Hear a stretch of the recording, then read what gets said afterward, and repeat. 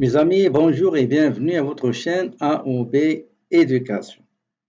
Dans la série des capsules dédiées à des cours et des disciplines enseignées dans le DEP comptabilité et aussi AEC Tech dans le domaine de la comptabilité, aujourd'hui on va voir Acomba X.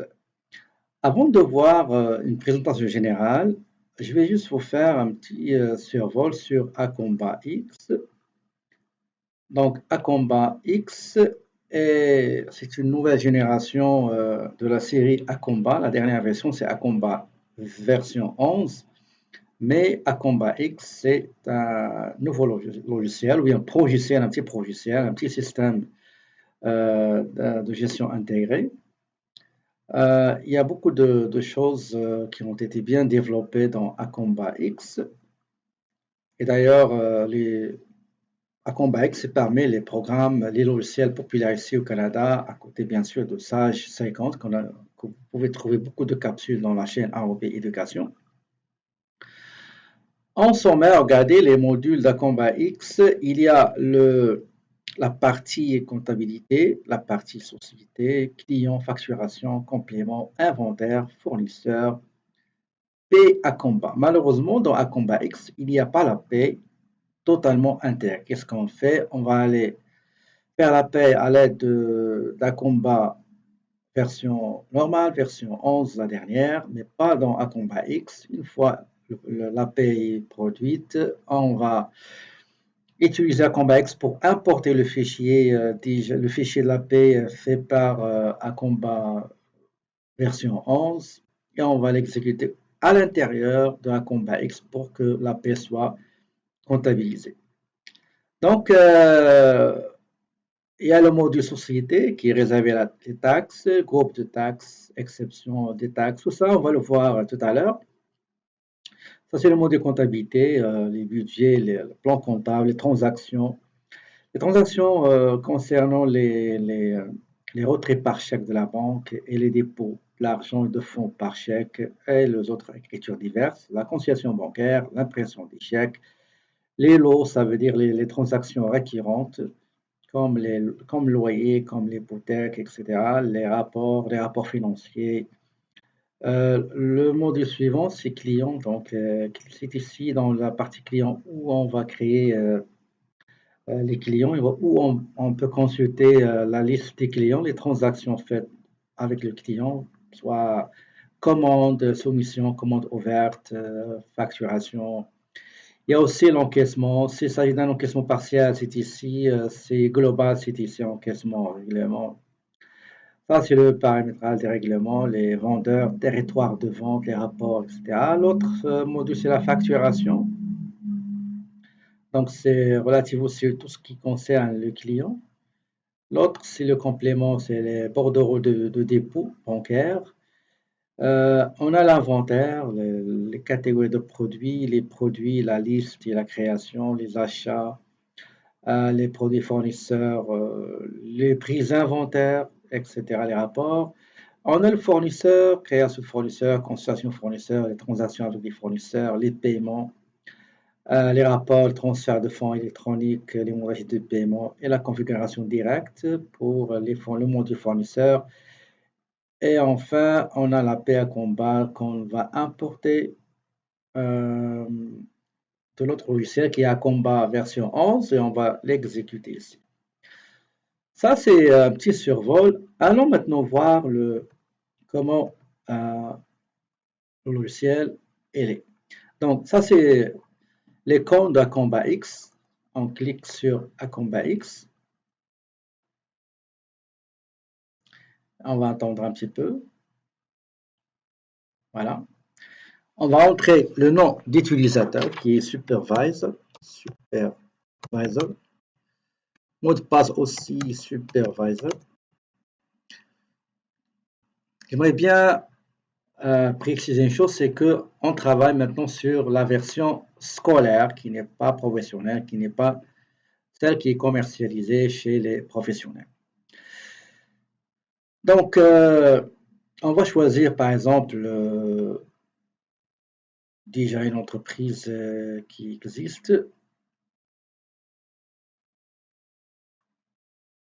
On va attendre un petit peu.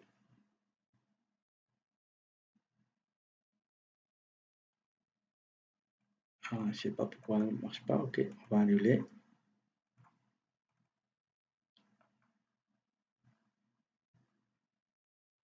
On va recommencer encore. Donc, supervisor. Encore supervisor. Ici. Et je choisis, par exemple, je vais choisir celle-là, par exemple. OK? Donc, là, juste vous présenter un petit survol sur la structure des modules d'Acomba X. On va attendre un petit peu. Donc, vous allez voir, c'est la même chose que je vous ai montré tout à l'heure, les différents modules d'Acomba X. Ça, c'est un portail de la PME, donc ça va vous déranger.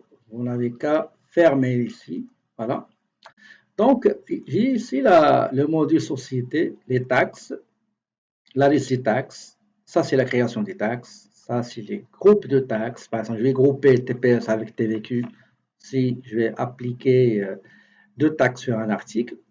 Ou bien j'ai les exceptions de taxes. Par exemple, je vais vendre un article exempté de taxes, ou bien un article exempté juste de la TPS ou bien de la TVQ, ce qu'on appelle les exceptions. Ça, c'est les taxes gouvernementales. Soit on va remplir, configurer la remise qui sera faite manuellement, ou bien avec Click Secure sur le site, le portail du Revenu Québec, on va renseigner nom de la société, l'utilisateur, mot de passe, etc. Donc ça, c'est juste. Ça, c'est le rapport de taxes. On choisit la période, est-ce que c'est sommaire, c'est détaillé. On passe maintenant à la comptabilité. Le module comptabilité, donc il y a le plan comptable et aussi les fonctions de création, modification, suppression des comptes, les budgets, les transactions faites, comme tout à l'heure, je vous ai déjà dit, ça c'est la liste des transactions. Ici, c'est la liste, c'est la saisie des transactions réglées par chèque, les transactions euh, qui ont permis d'encaisser des chèques qu'on a déposés à la banque. Et ici, c'est les opérations diverses, les transactions diverses.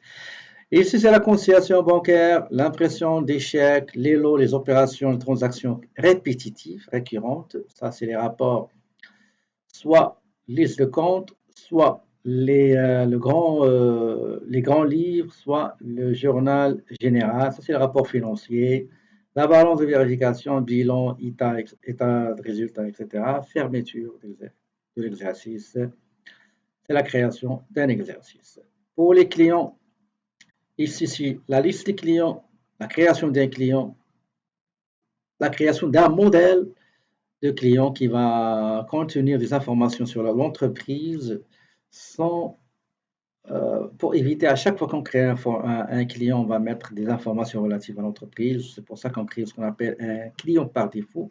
Il suffit juste faire entrer des informations relatives à ce client-là sans entrer des informations relatives à l'entreprise, à quelques exceptions.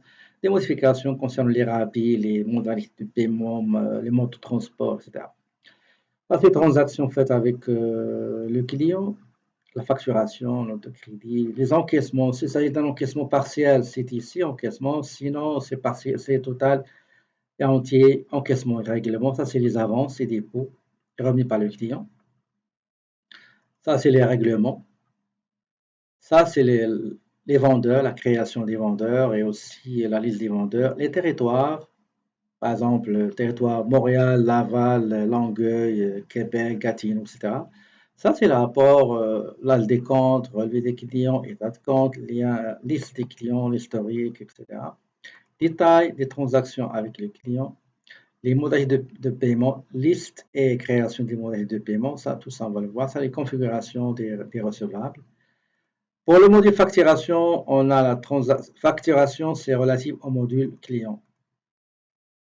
Dans le module facturation, on va créer les commandes et aussi dans la facturation, on va créer la facturation. On va convertir commande à la facturation ou bien parfois directement on écrit, en saisie, on crée la facture.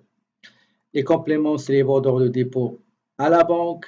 On crée un bordereau, liste des bordereaux de dépôt faites. L'inventaire, c'est les catégories de produits, c'est-à-dire les familles, la création des familles aux catégories, la consultation de la liste, la création des produits, produits par défaut, la liste des produits, l'article qu'on commercialise. Tout ce qui concerne les prises d'inventaire, les ajustements, les rapports de l'inventaire et aussi les rapports des achats. Fournisseurs, liste des fournisseurs, création des fiches fournisseurs par défaut à dupliquer sur n'importe quel fournisseur, avec quelques exceptions. Les paiements de fournisseurs, les autorisations de paiement, les notes de crédit, la facturation, transfert de fonds électroniques, les rapports, les fournisseurs, actes des comptes, projection des paiements, paiement en attente, détails des transactions avec nos fournisseurs, les modèles de paiement de notre fournisseur, etc.